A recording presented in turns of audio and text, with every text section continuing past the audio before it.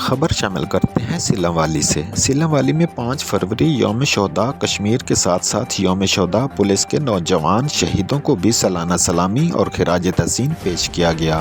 शोहदाए police की सालाना तकरीब में SHO थाना सीलम वाली मलिक नुसरत अब्बास मेकन ने शोहदा के वारसान से मुलाकात की और शोहदा के भाइयों और बेटों से दिली हमदर्दी का इजहार किया और इनको पुलिस की तरफ से कीमती तोहफों से नवाजा। शहीद होने वाले नौजवान राना मोहम्मद आसिफ, मोहम्मद हयात लाली और मोहम्मद ज़हीर के लवाहिकीन से मुलाकात की।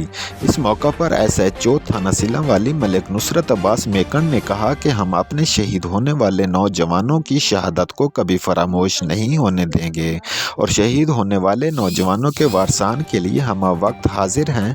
आखिर में SHO थाना सीलम वाली मलिक नुसरत अब्बास मेकन ने शहीदों के दर्जात की बुलंदी के लिए दुआ की और कहा कि शहीद ही हमारा असल असासा है। रिपोर्ट कर रहे हैं Haji Baba Arif Jatt, bureau chief, City 1 news, Sargodha से।